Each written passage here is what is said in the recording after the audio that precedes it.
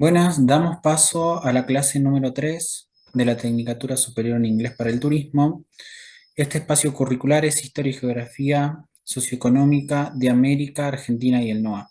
Mi nombre es Alejandro Campos, soy profesor de Historia de la Universidad Nacional de Salta y hoy vamos a ver el módulo 3, el cual está centrado en la Revolución y Guerra Independentista y principalmente vamos a avanzar a lo que es algunos puntos claves.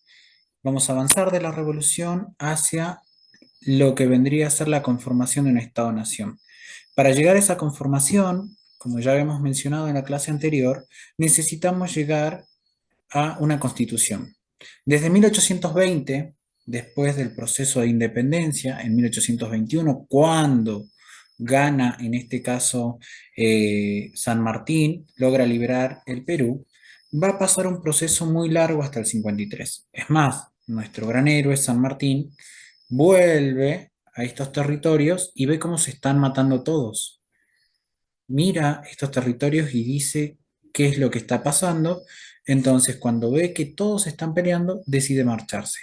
Acá vamos a entrar en un periodo denominado unitarios y federales, en los cuales vamos a ver dos ideas y dos modelos distintos de país. Los unitarios, que querían centralizar el poder en Buenos Aires, y los federales, que querían federalizarlo. Ahora bien, centralizar el poder en Buenos Aires iba a significar una gran desventaja al resto de las provincias. Estamos hablando que Buenos Aires va a ser el único territorio en todo América del Sur, en realidad principalmente en lo que sería actualmente Argentina, que va a tener el puerto de Buenos Aires.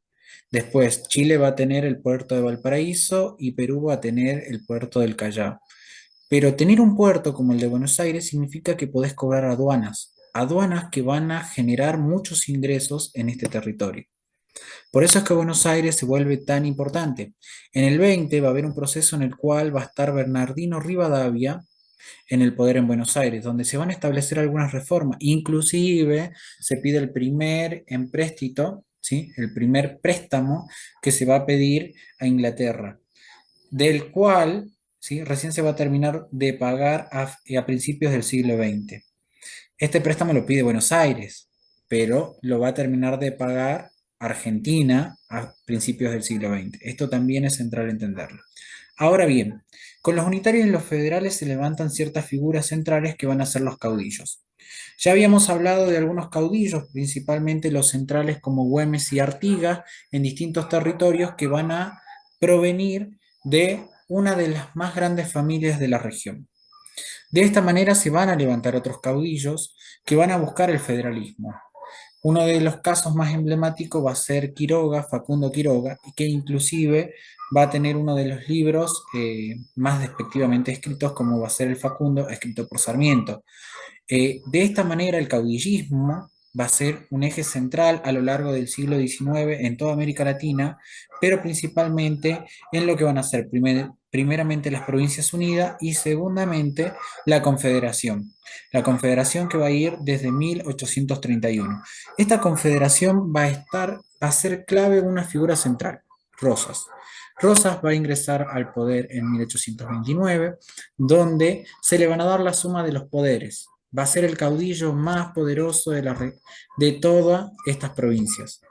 Tan poderoso va a ser Rosas, que cuando se le quitan los poderes en 1832, decide renunciar. Se entablan aún más los enfrentamientos entre unitarios y federales, y Rosas va a producir la denominada Primera Campaña del Desierto. Esta campaña del desierto va a extender los territorios de Buenos Aires, lo cual lo va a proporcionar en uno de los hacendados más grandes de la región, y además de esto va a ganar muchos adeptos. ¿Por qué? Porque los que los acompañaron también recibieron una gran cantidad de tierras. De esta manera, Rosas se va a convertir en un eje fundamental en lo que va a ser la Confederación. En 1835, Rosas vuelve al poder de Buenos Aires y acá se va a establecer una confederación. ¿Qué implica esto? La confederación es un modelo de país que actualmente lo podemos ver en Estados Unidos. ¿Qué significa? Son estados independientes que lo único que van a hacer es darle un poder ahora en este caso en Estados Unidos sería a un presidente, el cual se va a hacer cargo de ciertas facultades, por ejemplo, las relaciones exteriores y elegir la paz o la guerra ante un conflicto. Estos son los poderes que también se le van a dar a Rosa. Rosa va a estar encargado como gobernador de Buenos Aires en representación de toda la Confederación. Inclusive si hay que ir a pedir un préstamo, el que lo va a hacer es Rosa, no otro gobernador. Rosa desde acá va a empezar a imponer todos los años su renuncia. Y si en algún momento alguien se la llegase a aceptar, ¿sí? Vendría el conflicto. Algo que va a pasar, Urquiza se la acepta en 1851. ¿Por qué Urquiza acepta la renuncia de Rosas? Rosas, si bien es federal, nunca federaliza el país. Y esto va a marcar que otro caudillo federal como Urquiza se enfrente a Rosas. ¿Por qué? Buenos Aires tiene el control de la aduana. Al tener el control de la aduana, cambia muchísimo, pero muchísimo, el poder adquisitivo de esa provincia. En cambio, Urquiza quería que los ríos sean navegables por el Paraná y poder justamente tener a Entre Ríos en una situación favorable para el comercio con Inglaterra y Francia. Inclusive ya había pasado una de las guerras, o en realidad una de las batallas más importantes, que fue la batalla de la Vuelta de Obligado, donde justamente se había producido un bloqueo anglo-francés para intentar navegar por estos ríos. Urquiza en el 52 vence a Rosa y lo hace de una manera en la cual acá podemos ver el papel y la importancia que tenía Rosas, que tiene que unirse con el Imperio de Brasil y con la Banda Oriental. Si no, no lograría vencer a Rosas. Se unen tres ejércitos llamado el Ejército Grande para poder vencer a Rosas. Ahora bien, una vez derrotado Rosas en la batalla de Caseros, vamos a ver otros puntos claves. Hay que hablar de la construcción de un Estado-nación. ¿Cómo se llega a la construcción de este Estado-nación? Primero hay que tener una constitución nacional, una ley magna, desde la cual se puede partir. Estamos hablando que esta confederación va a pasar a estar unida, excepto Buenos Aires. Después de la batalla de Caseros, Buenos Aires no firma la Constitución de 1853, recién la va a firmar después de la batalla de Pavón del 61, cuando gana Mitre, se une, ¿sí?, a la Confederación y ahí recién podemos estar hablando de Argentina. Desde acá va a venir un proceso de fundaciones, perdón, de presidencias fundacionales en el cual van a estar Mitre, Sarmiento y Avellaneda. En estas tres presidencias es fundamental la construcción de un Estado-nación. ¿Cuáles van a ser los ejes centrales de ella? Primero y principal, la educación. La educación en la cual vamos a ver los gobiernos, por ejemplo, los colegios nacionales con Mitre y el normalismo con Sarmiento. La idea de conformar un país. ¿Cómo conformar este territorio tan amplio? ¿Cómo le vas a decir a un salteño o un jujeño, ¿sí?, que pertenece a un país si no conoce y no tiene idea de cuáles son las costumbres que tiene, por ejemplo, un porteño? ¿Sí? Entonces, ahí se ve, por ejemplo, la región andina de todos estos territorios tiene más que ver con el Alto Perú y con Perú mismo por todas las relaciones que tuvieron a lo largo de toda la colonia. Entonces, es muy compleja esa situación. ¿Cuál va a ser la clave? La educación. Establecer ciertos límites. Y ahí la educación y algunas materias específicas como la geografía y la historia van a ser centrales. De ahí pasamos al eje 3 y es el último para ir terminando la clase, el modelo agroexportador, la generación del 80, las oligarquías y las redes familiares. El modelo agroexportador, estamos hablando del modelo primario de exportación que se va a dar todo en toda América Latina. Argentina, México y Brasil son especiales. ¿En qué sentido? Va a haber una gran diversificación de producción. No se va a dedicar solamente a uno. Como vemos, agroexportador es verdad, se va a dedicar al maíz, a los granos principalmente, pero además Argentina es un país ganadero. Acá ya podemos hablar de Argentina desde el 53 en adelante. Para ser un país ganadero se va a necesitar poder dinamizar el mercado local. Para poder, este mercado interno, para poder dinamizarlo, se necesita la llegada del ferrocarril, que va a ser algo central.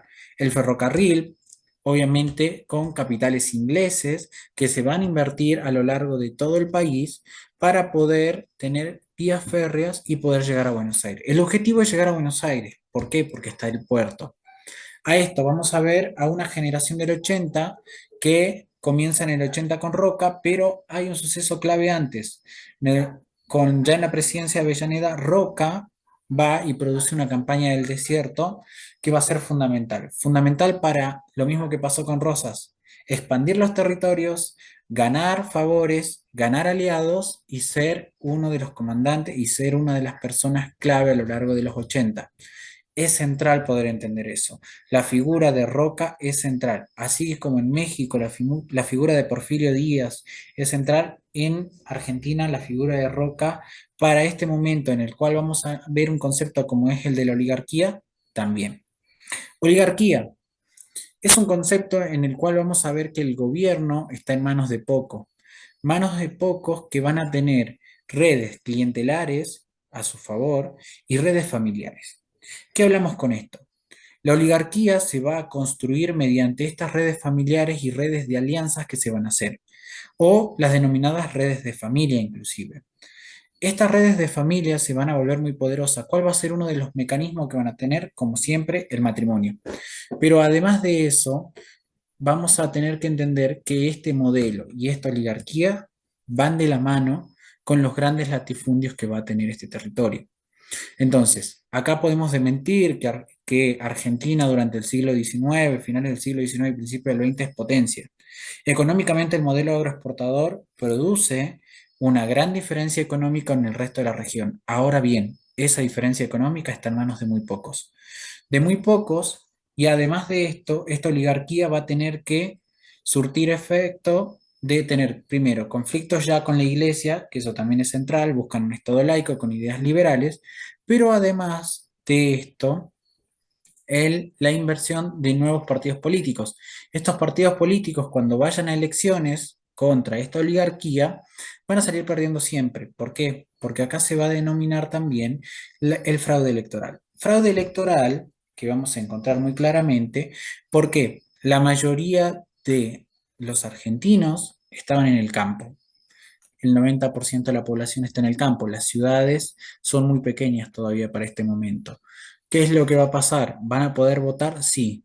Pero existe algo que se denomina el conchabado. Significa que todas estas personas van a estar trabajando en la hacienda para un señor. El voto al ser cantado, siempre el señor va a estar en esas votaciones y va a ver a quién vota cada uno. Si no vota a quien dijo el señor, ¿sí? Se van afuera de la hacienda. Estas haciendas en el Conchabado tenían algunas pequeñas despensas, las cuales obligaban a sus empleados a comprar y vivir endeudados. Entonces siempre le debían mucho al señor. Esto va a ser clave a la hora de poder ver cómo y qué está pasando en la Argentina de finales del siglo XIX. Bien, con esto vamos a terminar el módulo 3. Les doy las gracias y nos estaremos viendo pronto.